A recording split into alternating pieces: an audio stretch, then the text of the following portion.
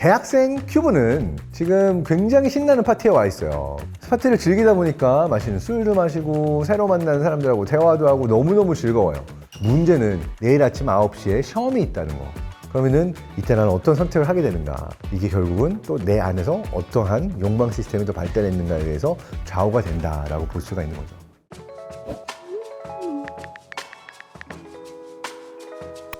안녕하세요. 뇌과학 박사 장동선입니다. 오늘은 우리 본성의 뇌과학이라고 하는 조금은 자극적인 주제로 왔는데요. 라이프 코드라고 하는 책을 리뷰해 보려고 합니다. 자, 라이프 코드는 전작인 뇌 욕망의 비밀을 풀다라는 책으로 우리나라에 좀 알려진 독일의 신경과학자이자 심리학자 한스게org 허이젤 박사의 신간입니다. 한스게org 허이젤 박사는 독일 막스 플랑크 정신의학 연구소에서 박사 논문을 쓰기도 했고, 심리학 연구들을 기반으로 기업 컨설팅, 인간은 왜 소비와 욕망의 시스템이 작동하는가, 이러한 이야기를 대중을 대상으로, 기업을 대상으로 굉장히 쉽고 재미있게 설명을 잘하시는 분입니다. 그렇다면 이 책에서는 무슨 이야기를 하고 있을까? 우리 스스로의 본성과 행동을 이해할 수 있는 기본이 되는 시스템들을 4가지로 분류해서 설명하고 있고, 이 4가지 시스템을 라이프 코드라고 불렀어요.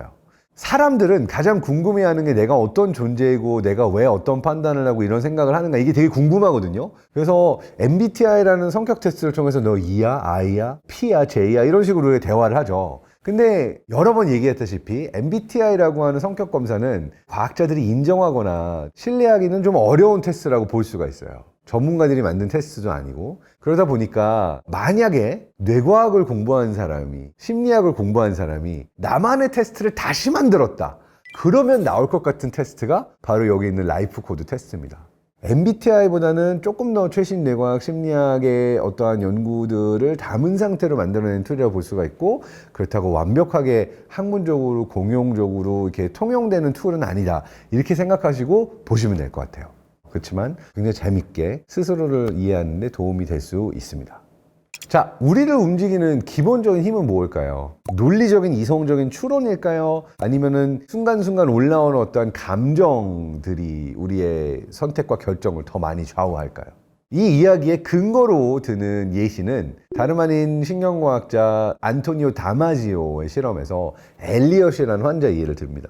이 엘리엇이라는 환자는 뇌에서 이제 이성을 담당한다고 우리가 주로 얘기하는 전두엽 쪽과 감정을 담당한다라고 얘기하는 도파민이 분비되는 시스템이기도 한 이 변연계 사이에 연결이 끊겨 있는 환자예요. 그러니까 엘리엇이라는 환자는 지능에 아무 문제도 없었고, IQ, 문제 해결력, 이러한 이성적인 논리적인 판단을 하는 능력 자체는 전혀 문제가 없었어요. 그럼에도 불구하고 파란색 펜을 골라야 되나 까만색 펜을 골라야 되나 이것 때문에 거의 반나절을 허비하고 사소한 결정조차 내리지 못하는 결정장애를 보이게 됐는데, 이게 결국 변연계 어떠한 감정과 동기부여가 일어나는 그 영역과 전전두엽 쪽의 연결이 끊겨 있어서 생겨나게 된 현상이라고 볼 수가 있죠.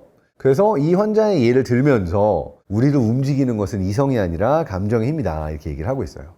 자, 이 부분에 대해서 뇌과학자로서 솔직히 조금은 딴지를 걸고 들어가고 싶고 좀 해석을 한다라고 한다면, 우리 뇌의 시스템을 전두엽은 이성, 변형에는 감정, 이렇게 해석하는 거는 조금은 무리가 있긴 합니다. 이성과 감정이라는 게 칼로 잘리게 나뉘는 게 아니라 복합적으로 작용하고 있고, 이 연결을 통해서 우리의 동기부여 시스템이나 합리적인 의사결정 과정에 있어서도 도파민이 워낙 중요하기 때문에, 그리고 이 연결이 중요하기 때문에 이러한 현상이 일어난 거지, 이거를 딱 이제 이성 감정이라고 표현하는 근거를 쓰기에는 하지 못한 얘기들이 좀 존재하기는 한다라고 좀 딴지를 걸고 싶은 부분이 있긴 하지만, 기본적으로 우리가 어떠한 논리적인 합리적인 이성적인 판단으로만 돌아가는 존재가 아니라는 거는 지난 수십 년 동안 수많은 경제학자들이, 인지과학자들이, 심리학자들이, 그리고 뇌과학자들이 반복해서 얘기해온 내용이죠.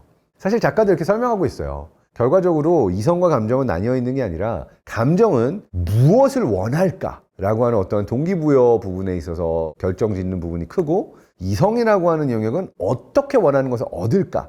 라고 하는 데 도움을 준다라고 해서 기본적으로 내가 무언가를 원하기 위해서는 변연계에서 작동되는, 그러니까 어떤 감정의 영역이라고 불리는 영역에서 작동되는 힘이 중요하고, 그리고 이거를 어떻게 내가 전략적으로 합리적으로 내가 이룩할 것인가 라고 하는 것을 만드는 데 있어서는 전전두엽을 포함한 일반적으로 이성이라고 불리는 영역이 중요하다, 이렇게 정리할 수가 있겠죠.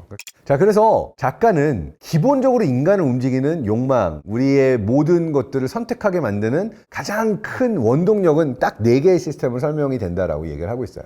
첫 번째가 균형 시스템이고, 균형 시스템은 안정을 추구하는 수호자라고 설명을 하고 있습니다. 그러니까 우리 모두 인간의 욕망 안에는 위험한 곳이 싫고 안전하고 싶다라고 하는 욕구가 굉장히 강하고, 그렇기 때문에 변화나 모험보다는 이미 가지고 있는 것들을 수호하는 쪽으로 작동하는 것이 균형 시스템이 발달한 사람들의 어떤 원동력이라고 설명할 수 있는 거죠. 균형 시스템이 더 많이 발달한 사람들의 경우에는 새로운 식당을 가기보다는 맛이 보장된 내가 늘 가던 단골 식당을 가는 걸 선호하고, 그리고 여행을 가가지고도 그곳 물 마시면은 갑자기 배탈 날 수도 있다라고 그러니까 우리는 그냥 생수 마시자, 아니면 음료수를 사서 마시자, 혹시 모르잖아, 이러한 형태의 이제 행동을 취할 수가 있게 되는 거죠. 반면에 자극 시스템이라고 하는 반대쪽에 있는 사람들의 경우에는 뇌가 계속해서 새로운 자극을 추구합니다. 그러니까 기존에 알던 것보다는 항상 새로운 것들을 해봐야 되고, 지루함을 견디지 못하는 호기심 덩어리라고 볼 수 있고, 이러한 사람들이 결국 원시 시대에는 남들이 발견하지 못했던 새로운 삶의 터를 발견하거나 새로운 사냥감을 발견하거나 개척을 해가지고 인류가 어떠한 새로운 발전을 이룩할 수 있는데 많은 도움이 되게 했던 캐릭터들이라고 볼 수가 있는 겁니다. 그래서 이런 종류의 사람들은 주말에 즉흥 여행 어때? 발길 닿는 대로 아무도 가보지 않은 곳, 새로운 곳으로 가보는 거야. 이쪽으로 쭉 가면 무슨 길이 나올까? 뭐 이런 종류의 행동을 주로 선택하고, 늘 가던 식당은 지루하고 새로운 식당들을 찾아다니는 종류의 행동을 보이게 되는 거죠. 이거는 뇌 안의 자극 시스템, 그러니까 새로움에 대한 갈망이 높은 사람들의 경우가 이러한 시스템이 발달해 있다라고 설명을 하고 있습니다. 자, 이 두 시스템이 어떻게 보면 균형 안전, 자극 탐험, 이 두 시스템이 있다고 한다면 다른 두 개의 욕망 시스템은 뭐냐? 조화의 시스템이라고 얘기합니다. 다른 사람들과 어울리고 함께하는 가족, 친구들, 가까이 있는 사람들을 챙기게 만드는 욕망이라고 볼 수 있는 거죠. 그러니까 결과적으로 이 시스템은 원시 시대에 인간이 혼자 살아남기 어려웠으니까 무리를 이루어서 함께 사는데 적응할 수 있도록 만들어진 우리의 욕망 시스템이라고 볼 수가 있고, 이 시스템은 우리가 관계를 맺고 함께 밥을 먹고 누군가를 보살피고 또 정서적인 안정을 느끼고 싶어 하게끔 만들어주는 욕망 시스템이라고 볼 수가 있습니다. 반면에 이 조화 시스템의 반대에 있는 건 지배 시스템이라고 볼 수가 있어요.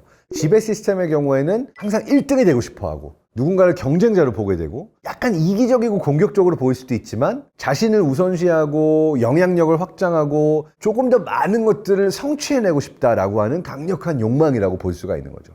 지배 시스템을 언뜻 들으면은 되게 이기적이고 공격적이기만 하니까 안 좋을 것 같지만 어떠한 장점들이 있었냐? 자원이 한정된 세상에서 모두가 자원을 가질 수 없으니까 내가 자원을 확보할 수 있는데 이러한 지배 시스템이 발달되어 있는 사람들이 기여할 수 있었을 거고, 그리고 무엇보다도 이러한 지배 시스템이 발달되어 있으면 어제보다 오늘을 더 낫게 하고 오늘보다 내일을 더 낫게 하고자 하는 욕구, 끊임없이 발전하고 영향력을 확장하고 더 나아지게끔 나를 드라이빙하는 그러한 힘이 이런 지배 시스템을 통해서 나타나는 욕망들이라고 볼 수가 있는 거죠. 책에서는 되게 생생한 어떠한 예시들이 많이 나오는데요. 뭐 이런 종류의 예시가 있습니다. 찬수와 미희는 서로 사귀는 사이예요. 근데 같이 주말 여행을 갔는데 좋은 마음으로 간 여행에서 싸우고 돌아왔습니다. 왜 싸우고 들어왔나 봤더니 찬수는 미희랑 같이 산악자전거를 너무 타고 싶었던 거예요. 스릴을 즐기고 함께 추억을 쌓는 게 너무 좋지 않아? 산악자전거도 타고 짚라인도 즐기고 막 이러고 싶은데 미희는 땀나고 힘들고 위험하고 다칠 것 같고 너무 싫어 라고 하는 마음이 있었던 거죠. 근데 이 둘이 이렇게 다른 반응을 보이고 또 매번 여행 갈 때마다 같은 포인트를 싸우는 게 결국은 뇌 안에서 작동하는 이 욕망 시스템이 달랐기 때문이다 라고 책에서는 이해할 수 있는 실마리를 던져줍니다. 그래서 찬수 같은 경우에는 자극과 지배 시스템이 강했기 때문에 어디 가면 새로운 걸 해봐야지, 왜 여행까지 가서 새로운 걸 안 해? 이러한 욕망이 더 강했다고 한다면 미의 경우에는 안전 추구, 편안함 추구 이러한 것들이 더 강했기 때문에 그냥 온전히 사랑하는 사람과 조화로운 시간을, 함께하는 시간을 보내는 게 목표였던 조화와 균형 시스템이 욕망의 시스템으로 더 발달해 있었기 때문에 상대를 또 이해하기 어려웠던 부분이 있었을 수가 있는 거죠. 자, 책에 나온 또 다른 생생한 예시. 대학생 큐브는 지금 굉장히 신나는 파티에 와 있어요. 거의 반년 동안 공부만 하느라고 못 나가다가 오늘은 런닝을 마치고 갑자기 신나는 음악도 나오고 파티가 펼쳐진 장소에 갔습니다. 파티를 즐기다 보니까 마시는 술도 마시고 새로 만나는 사람들하고 대화도 하고 너무너무 즐거워요. 문제는 내일 아침 9시에 시험이 있다는 거. 그리고 이 시험을 잘 통과해야지만 그동안 준비해왔던 대학원생이 되기 위한 어떤 과정들을 잘 쌓아나갈 수가 있는데, 이때 나는 어떻게 해야 되는가. 자주 경험할 수 있는 갈등의 상황인데, 이 상황에서 이제 뇌 안에서 발동한 시스템들은 서로 다르다는 거죠. 뇌 안의 자극 시스템. 6개월 만에 나와서 즐기는 파티인데 너무 사람들과 대화 나누고 싶고 오늘을 즐기고 싶다, 이 마음이 있는 반면, 지배와 균형 시스템, 이 통제 시스템 뭐라고 얘기하냐? 즐기는 게 중요해. 내일 아침 시험이라고. 지금 즐기는 게 중요한 게 아니야. 내일 시험을 위해서 몸과 마음을 정갈하게 하는 게 더 중요할 수 있어 라고 하는 또 시스템이 또 속삭이고 있는 거죠. 그러면은 이때 나는 어떤 선택을 하게 되는가? 이게 결국은 또 내 안에서 어떠한 욕망 시스템이 더 발달했는가에 의해서 좌우가 된다라고 볼 수가 있는 거죠. 저 같으면 어떤 선택을 할까요?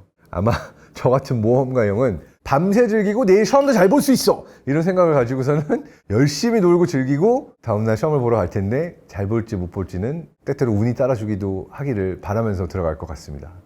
앞서 말했던 모두에게 공통되게 존재하는 4개의 욕망 시스템의 발달 정도에 따라서 작가는 7개의 큰 성격 유형이 나온다라고 구분을 하고 있어요.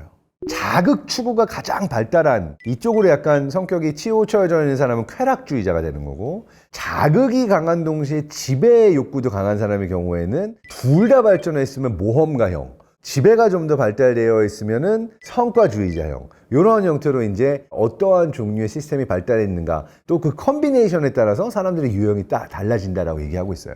자, 그렇다면 내가 어떤 사람인지는 어떻게 알아볼 수 있을까요? 대략적으로 얘기만 들어도 사람들이 짐작해 볼 수는 있겠지만, 작가는 오히려 굉장히 간단한 테스트로 내가 어떤 유형인지 알아낼 수 있는 테스트도 함께 제공하고 있습니다. 저희가 링크를 드릴 테니까 이 영상 보시는 분들이 스스로 나는 어떤 유형인가 테스트 해보시는 것도 재밌을 것 같아요. 사실 책에서 되게 재밌는 건요, 데이터 기반으로 이야기하고 있는 어떤 통계 결과들입니다. 그러니까 이 작가의 라이프 코드 시스템을 독일의 5개 미디어 회사가 함께 모여가지고 매년 실시하는 일종의 큰 라지 스케일 통계에서도 비슷한 종류의 테스트를 넣은 거예요. 그래서 10년이 넘는 시간 동안 3만 명이 넘는 독일인들을 대상으로 이들이 어떠한 종류의 성격, 기질, 본성을 갖고 있는가에 따라서 이들의 삶을 살펴볼 수 있는 데이터가 쌓여 있는 거죠. 이 사람들 중에서 돈을 제일 많이 버는 종류의 성향을 가진 사람이 누구냐, 이런 것도 나온 거죠. 대표적으로 성과주의자 성향을 갖고 있는 사람들의 경우에는 월급이 평균 800만 원을 넘어서는 가장 돈을 잘 버는 종류의 유형이었다라고 나오고 있고요. 반면에 따뜻한 인간관계를 중시하는 조화주의자 같은 경우에는 고소득층 사람이 거의 없었다라고 하는, 어떻게 보면 약간 좀 충격적인 그러한 결과도 나오긴 했는데, 저자는 어쨌든 이런 타고난 우리의 이 4개의 시스템이 가지고 있는 기본적인 본성에 의해서 누가 돈을 많이 버는지 누가 돈을 적게 버는지가 어느 정도는 결정되기도 한다라고 얘기하고 있습니다. 건강 염려증은 누가 제일 심할까? 전통주의자와 원칙주의자들이 심하다고 그래요. 근데 되게 아이러니한 거는 건강 염려증이 심하니까 이들이 가장 건강했을까를 보면 의외로 가장 건강하지 않은 쪽에 속했다라고 돼요. 건강한 쪽은 오히려 모험과 쾌락주의자들이라고 하는 거죠. 사실 이게 저만 해도 주변 사람들과 비교해보면 나오는데요, 제가 뭔가 리스크 즐기고 저는 완전히 모험가형으로 나왔거든요. 근데 의외로 제가 그렇게 안 보이지만 건강한 편입니다. 그 이유가 뭐냐면 활동을 즐기고 운동을 즐기고 아프지 않도록, 그러니까 건강할 수 있도록 미리 예방 차원에서 되게 많이 활동을 하다 보니까 좀 리스크를 즐기긴 하지만 건강한 편이에요. 근데 원칙주의자, 전통주의자들의 경우에는 아프지 않을까 걱정을 하지만 또 활동이나 운동을 생각보다 많이 하지는 않기 때문에 의외로 내가 염려하는 어떠한 건강의 문제들이 더 많이 생기는 경우들이 있다라고 얘기를 하고 있습니다. 스마트폰을 손에서 놓지 못하는 유형의 경우에도 자극이라고 하는 시스템이 더 강했던 쪽들, 그러니까 모험가나 성과주의자, 쾌락주의자들이 스마트폰을 보는 시간이 압도적으로 높았고, 전통주의자, 원칙주의자, 조화주의자 같은 경우에는 스마트폰을 보는 시간이 오히려 더 적었다. 뭐 이렇게 사람들의 스마트폰 사용 비율, 좋아하는 음악, 이러한 것들도 이 시스템을 통해서 설명할 수 있다라고 얘기하고 있어요.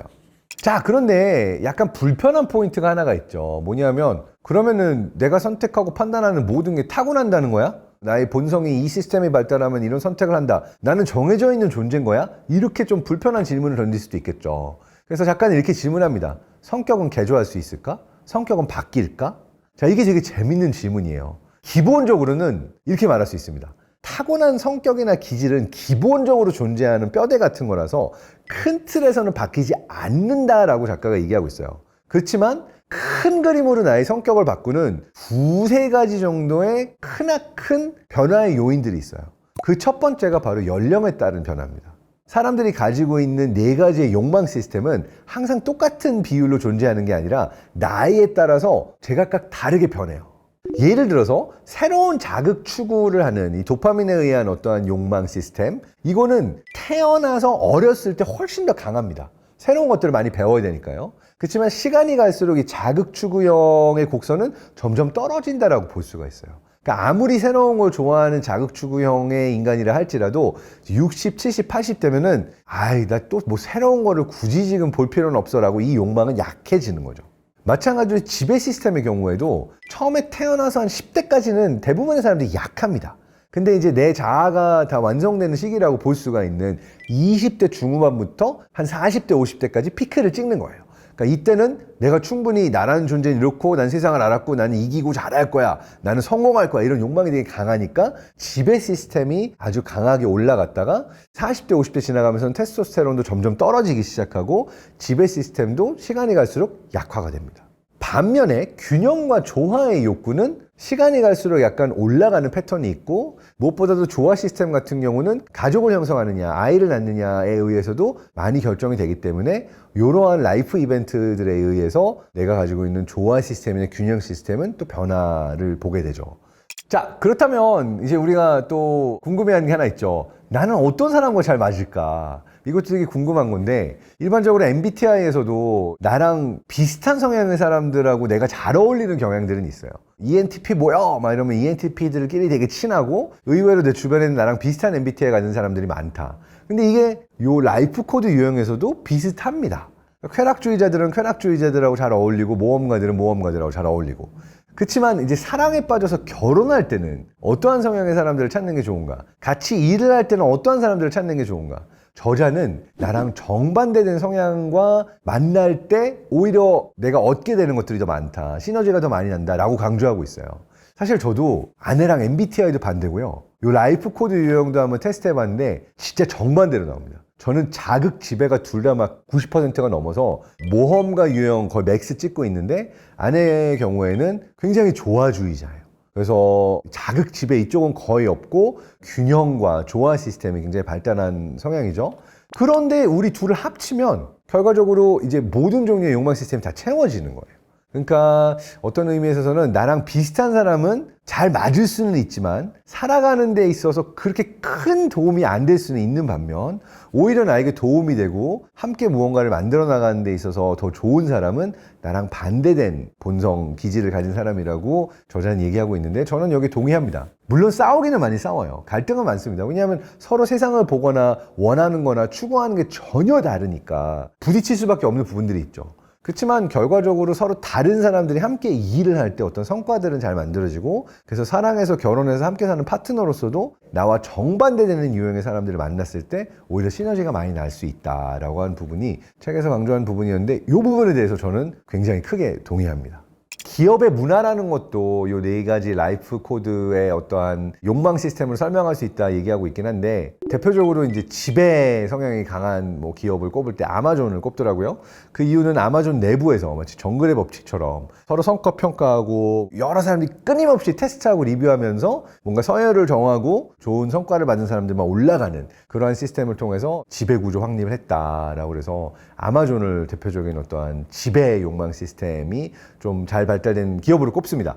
자극 시스템이 발달한 기업으로는 어떤 혁신, 새로운 걸 끊임없이 추구하는 테슬라 같은 기업들을 꼽았는데 사실 테슬라라는 기업도 꼽을 수 있겠지만 기본적으로는 스타트업들이 가지고 있는 어떤 문화가 여기에 좀 가깝지 않을까 생각이 되고요. 반면에 균형 시스템을 되게 중요하게 여기는 보수적이고 안정적이고 브랜드가 가지고 있는 프리미엄 이 브랜드는 믿을 수 있는 럭셔리 브랜드다 이러한 것들을 내세우는 대표적인 주자로는 독일에서는 대표적으로 뭐 벤츠, BMW 이런 전통적인 제조업 강자 자동차 회사들을 꼽았습니다. 반면에 조화 시스템을 중요하게 여기는 기업들로는 아무래도 어떤 커뮤니티라든지 사람들이 어울리는 거, 그리고 이 기업이 가지고 있는 사람들을 챙기는 문화를 강조하는 파타고니아 같은 기업 꼽았고요. 저는 여기 들어갈 수 있는 거는 룰루레몬 같은 기업들도 있지 않을까 생각이 됩니다. 아주 솔직히 말하면 요거는 저는 약간 꿈보다는 해몽이 조금은 있는 것 같다라는 느낌도 있긴 합니다만, 여러분도 이 네 가지 시스템을 통해서 내가 일하고 있는 기업이나 내가 일하고 있는 직장 또는 주변 사람들을 평가해 보면은 재밌을 것 같긴 합니다. 왜냐하면 그걸 통해서 설명이 될 수 있는 것들, 그러니까 이 기업은 이런 선택을 내리는구나, 이렇게 성과에 연연을 하는구나 라고 하는 것들이 어떠한 백그라운드, 창업자라든지 임원들 또는 이 회사에서 결정권을 가지고 있는 사람들의 성향을 통해서 설명될 수 있다라고 하는 부분도 있을 것 같긴 합니다. 이 책은 굉장히 재밌게 읽을 수 있어요. 왜냐하면 라이프 코드라는 시스템을 온갖 상황에, 온갖 것에 다 대입을 해서 설명하고 있거든요. 그러다 보니까 상당히 재밌습니다. 누구는 돈을 많이 벌고 적게 벌까? 왜 저 사람은 저럴까? 정치, 사회, 심지어 교회 헌금이라든지 애플이라는 기업의 문화 이런 것들까지도 다 이 시스템 안에 설명하고 있어서 진짜 저자 대단하다. 이 욕망 시스템으로 많은 것들을 설명하는구나. 되게 감탄하면서 읽을 수 있는 부분이 있습니다. 저는 이러한 종류의 분류 시스템이 가지고 있는 가장 큰 가치는 내 스스로가 이것을 설명할 수 있는 내러티브와 스토리를 만들 수 있다는 부분에 있어서 가치가 큰 것 같아요. MBTI라는 게 정말 맞아서 우리가 쓰는 게 아니라 MBTI라는 시스템을 많은 사람들이 공유하게 되면서 서로 다른 사람들끼리 같이 이야기를 나눌 수 있고 서로를 이해하는데 도움이 되는 소통의 도구라고 생각을 합니다.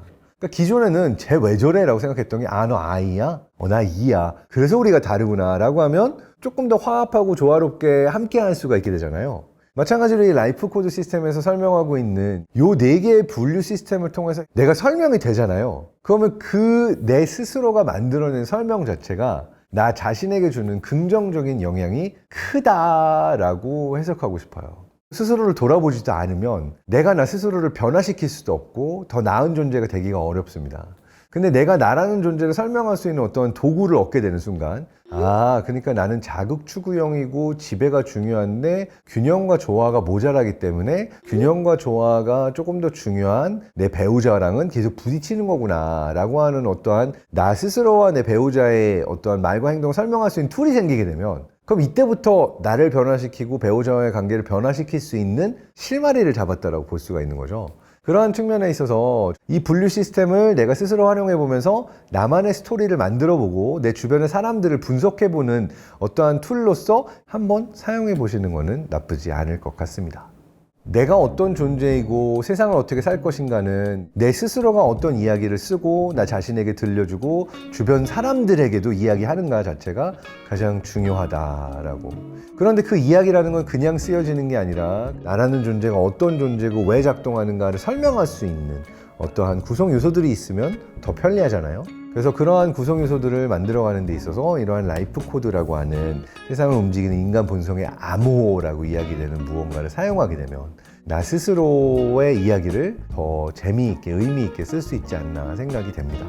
그래서 이 책에서도 계속 이야기하고 있는 것은 세상을 움직이는 이 4가지 시스템의 균형점을 찾아야 된다. 밸런스를 찾아야 된다. 어느 한쪽에 치우치지 않고 나만의 밸런스 포인트를 찾아라. 이런 이야기를 하고 있는데, 여러분도 이런 라이프 코드 시스템을 한번 활용해 보면서 내 인생의 삶의 멋진 스토리를 써나갈 수 있는 포인트는 어디일까 스스로도 한번 이 테스트를 활용해서 써보시면 좋을 것 같습니다. 여러분은 어떤 성향인지, 그리고 이 책으로부터 어떤 인사이트를 얻었는지 댓글로 남겨주시고 나눠주셔도 서로 비교해보는 재미가 있을 것 같아요. 여러분이 라이프 코드를 통해서 여러분만의 코드를 잘 해킹하기를 바라면서 오늘 컨텐츠를 마치도록 하겠습니다. 감사합니다.